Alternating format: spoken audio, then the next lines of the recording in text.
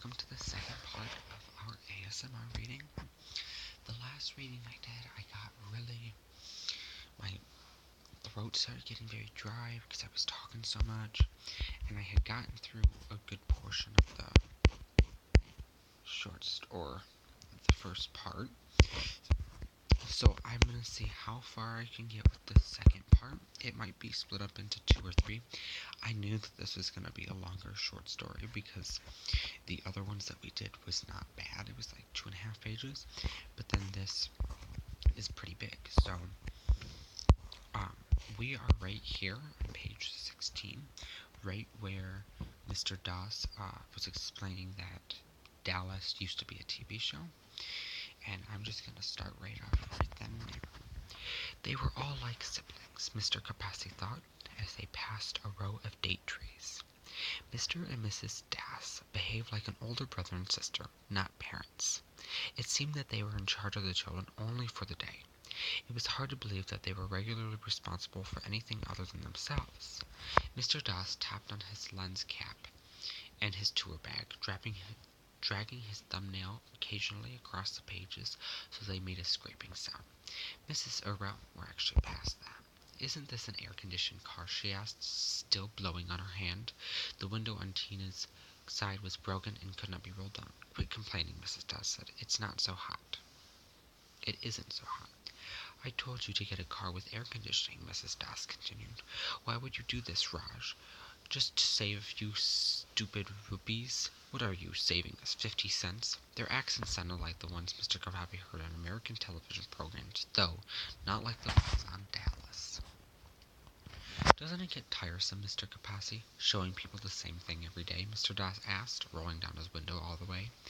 "Hey, do you mind stopping the car? I just want to get a shot of the sky." Mr. Kapabi pulled over to the side of the road as Mr. Dass took a picture of a barefoot man, his head wrapped in a dirty turban, seated on top of a cart of grain sacks pulled by a pair of bullocks.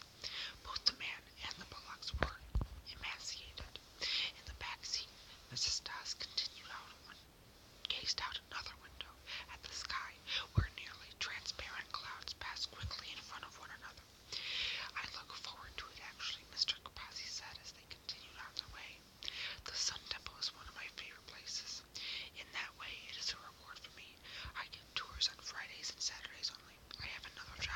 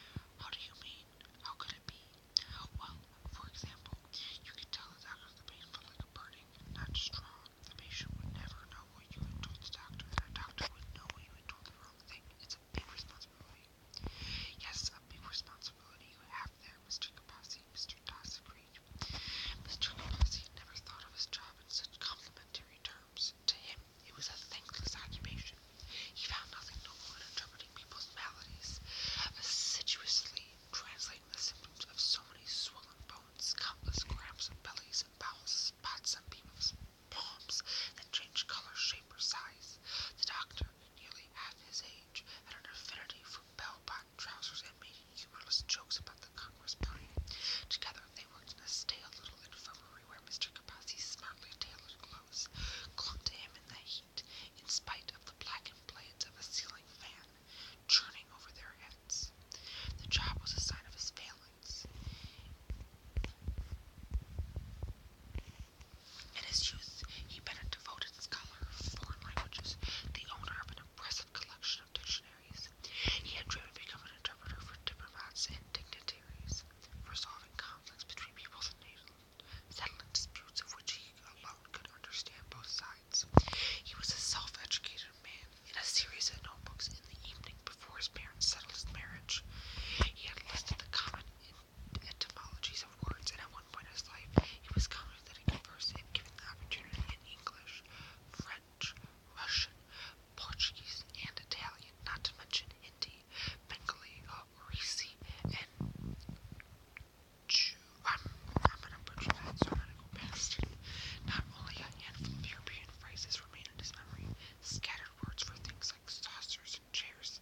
English was the only non-Indian language he spoke fluently anymore. Mr. Capassi knew it was remarkable talent. Sometimes he feared that his children knew better English than he did, just from watching television. Still, it came in handy for the homes. He had taken a job as an interpreter after his first son, at the age of 7, contracted typhoid. That was how he had made the acquaintance of the doctor. At the time, Mr. Capassi had been teaching English in a grammar school, and he bartered his skills as an interpreter to pay the increasingly exorbitant medical bills. In the end, the boy had died one evening in his mother's arms, his limbs burning with fever. But then there was a funeral to pay for, and the other children were born soon enough, and the newer, bigger house, and the good schools and tutors, and the fine shoes, and the television, and the countless other ways. He tried to console his wife and to keep her from crying as in her sleep. And so, when the doctor offered to pay him twice as much as he had earned in the grammar school, he accepted. Mr. Capassi knew that his wife had little regard for his career as an interpreter. He knew it reminded her of the son she lost, and that she resented the other lives he helped, in his own small way, to save. If ever she referred to his position, she used the phrase doctor's assistant, as if the process of interpretation was equal to taking someone's temperature or changing a bedpan. She never asked him about the patients who came to the doctor's office, or said that his job was a big responsibility. For this reason, it flattered Mr. Capassi that Mr. Doss was so intrigued by his job. Unlike his wife, she reminded him of his intellectual challenges. She had also used the words romantic. She did not behave in a romantic way towards her husband, and yet she had used the word to describe him. He wondered if Mr. and Mrs. Doss were a bad match, just as he and his wife were. Perhaps they, too, had little in common apart from their 3 children in a decade of their lives. The indifference, the protracted silences, her sudden interest in him, an interest she did not express in either her husband or her children, was mildly intoxicating. When Mr. Capassi thought once again about how she had said romantic, the feeling of intoxication grew. He began to tattoo his reflection in the rearview mirror as he drove, feeling grateful that they had chosen the gray suit that morning, and not the brown one, which tended to sag a little in the knees. From time to time, he glanced through the mirror at Mrs. Doss.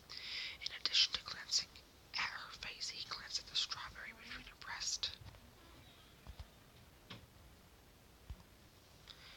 And another, the young woman who had complained of a sensation of redness in her spine, the gentleman whose birthmark had begun to sprout hairs.